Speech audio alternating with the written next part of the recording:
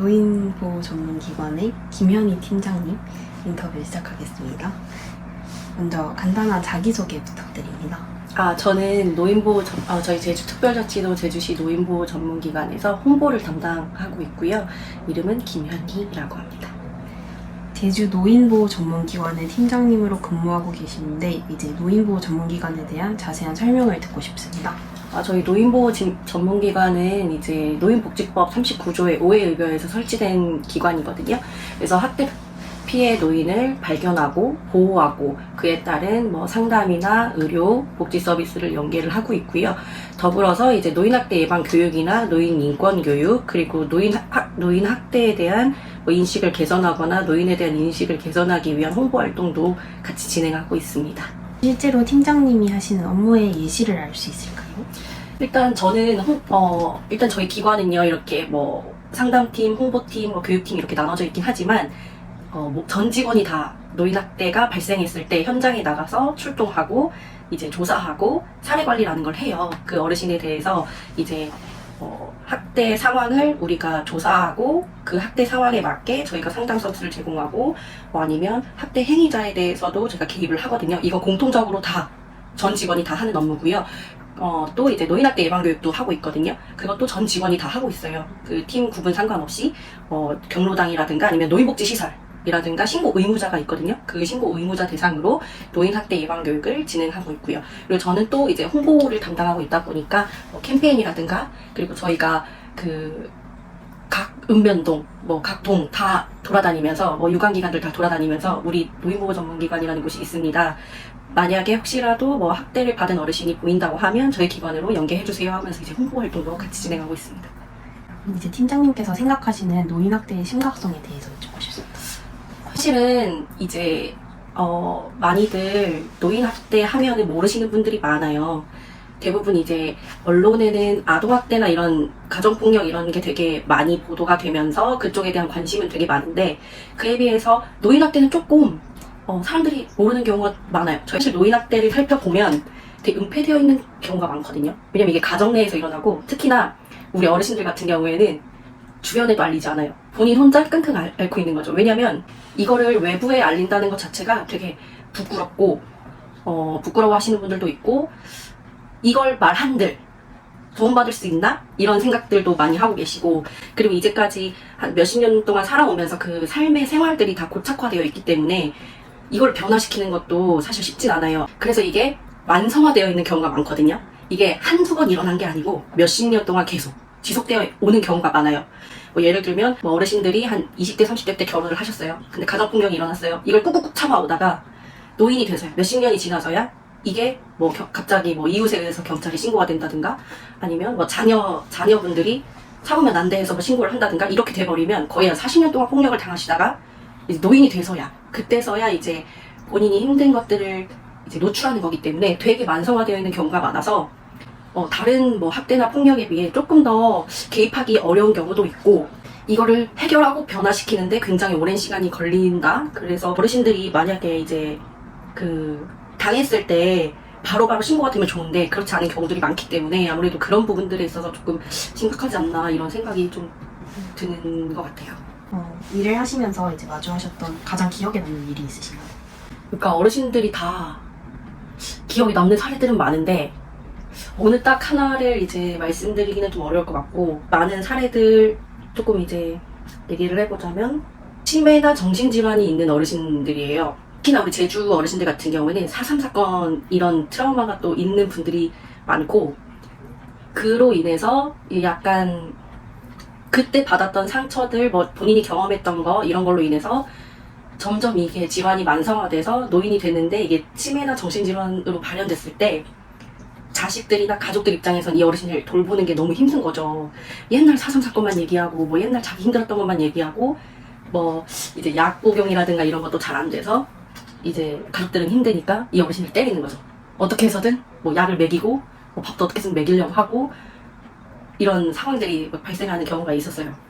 본인들도 그러고 싶지 않은데 이제 이 부모님이 어떻게 해서든 이제 잘 살아가야 되니까 본인은 그렇게 때리고 싶지 않았지만 내 말을 안 듣으니까 때렸다 이렇게 하시는 분들도 있거든요. 근데 폭력이 정당화되진 않지만 그러니까 그런 어르신들을 봤을 때 이해를 못하는 거예요. 세대 차이가 많이 나고 그분들이 겪었던 거를 가족분들이 이해를 못하는 거예요. 그래서 그분은 본인이 이렇게 힘든 걸 겪었고 이렇게 희생을 많이 했는데 결국 지금은 아무도 나를 이해해주는 사람이 없고 이래버리니 그 어르신은 되게 힘든 거죠. 근데 이 어르신한테 뭔가 적절한 상담이라든가 아니면 가족분들에 대해서 이 어르신의 그 성향이나 뭐 이 어르신이 그동안 겪어왔던 일들에 대해서 조금 이해할 수 있게 이렇게 시간을 가지게 되면 서로 조금 이해를 하면 이게 또 해결되는 경우도 있어요. 그래서 기본적으로 어르신들 하면 우울증은 기본적으로 있다고 봐야 되거든요. 우울이나 불안 이런 게 기본적으로 깔려있는 상태에서 또 학대까지 당해버리면 이제 굉장히 심리적으로도 정서적으로도 되게 불안한 경우가 많은 거죠. 그래서 이 어르신들이 이제 적절한 뭔가 상담이나 뭐 심리 치료나 이런 게 같이 들어가면 그런 서비스가 같이 개입이 되면 조금 그래도 나아지는 경우가 있어요. 그래서 그런 사례들이 개입할 때는 좀 힘든데 그래도 많이 기억에 남지 않나 싶어요. 이 노인학대에 대한 현재 상황이 심각하다고 말씀해 주셨는데 이 심각성에 대한 원인에 대해서는 어떻게 생각하세요?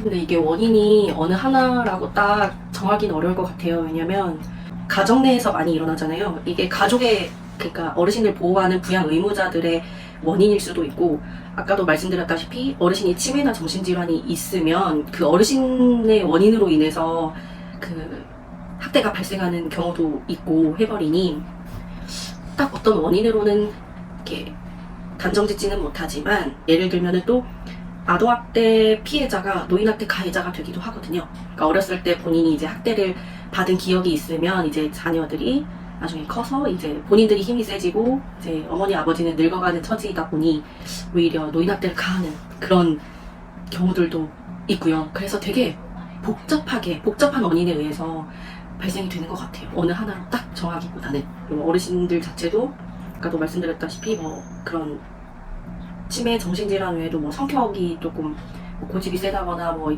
이런 뭐 아니면 장애가 있거나 이렇게 했을 때는 아무래도 돌봄을 제공하는 입장에서는 가족들이 아무래도 힘들기도 하니까 그런 거에 의해서도 발현되는 것 같기도 하고요. 또 이제 시설에서 나타나는 이제 노인학대도 보면 아무래도 이제 그 어르신들이 보통 치매가 있으신 경우 질환이 있는 경우에 이제 요양원에 가시잖아요. 그러면은 이게 증상이 계속 왔다 갔다 하니까 폭력성이 나타나는 어르신들이 있어요. 그러면은 그 어르신을 돌보는 과정에서 이제 힘드신 거죠. 시설 그 뭐 선생님들도 힘드니까 그거를 이제 방어하는 차원에서 했던 것들이 이제 또 학대로 이어지는 경우도 있고 그런 경우도 많이 발생하다 보니까 딱 어느 하나로 원인을 보긴 어려울 것 같아요. 네.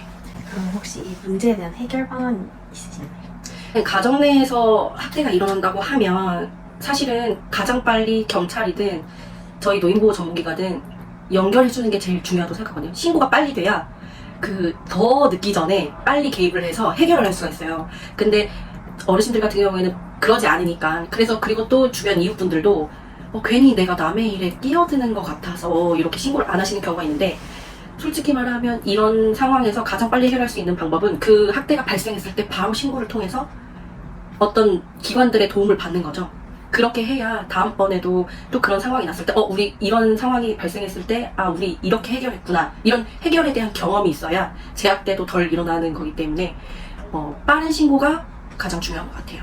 근데 이제 아무래도 이제 노인복지 제도가 많이 좋아졌다고는 하지만 아직도 좀 부족한 부분들도 있고 또 저희가 일하면서도 뭔가 이제 어르신을 보호하고 돕고 있지만 또 이제 자기결정권이 너무 강한 시대잖아요. 그래서 어르신이 원하지 않으면 이제 개입을 할 수가 없는 거예요. 그래서 이런 부분에 대한 이제 뭐 제도적으로 조금만 더 이제 보완이 된다고 하면 저희가 이제 뭐 상담이라든가 뭐 아니 의료 복지 이런 서비스를 제공할 때 조금 더 수월해지지 않을까 싶은 생각이 있어요. 왜냐하면 계속 거부하시는 분들도 있거든요. 계속 어르신이 거부를 하면 저희도 이제 더 이상 방법이 없기 때문에 그런 어떤 제도적인 조금 보완이 된다고 하면 조금 더 저희가 개입하기 수월해지지 않을까 하는 생각은 있습니다. 마지막으로 노인학대는 뭐뭐다? 노인학대는 우리의 미래다. 이게 우린 언제든지 그 미래의 노인이 되잖아요. 근데 이 노인학대에 대해서 너무 사람들이 관심이 없는 거 아닌가. 왜냐면 우리 미래의 일인데, 왜냐면 제가 결혼해서 애 낳고 뭐 이렇게 하는데 미래에 진짜 돌봄 못 받을 수도 있잖아요. 학대를 당할 수도 있는 거고, 사실은. 그렇기 때문에 조금 우리가 관심을 가지면 이제 그 노인 학대에 대한 이제 인식들도 많이 변화가 되고, 사람들이 관심을 갖기 시작하면 법과 제도가 바뀔 것이고, 그러면 이제 학대받는 어르신을 우리 주변에서 더 많이 도울 수 있다? 이런 생각에 약간 제 머릿속에는 그렇게 딱 생각이 들었는데, 너무 부정적으로 느껴지는 단어가 아닌가 싶긴 해서. 아니면 살짝 그걸 순화하면 미래 가능성이나 아니면 열린 가능성이라고 볼 그렇게 수도 해도 있지 될 것 않을까요? 같아요. 네. 그래서 좋은 것 같아요. 참여해주셔서 정말 감사합니다. 아, 아닙니다. 근데 어떻게 저희도 선물을 좀 준비했는데. 아, 그래요? 네.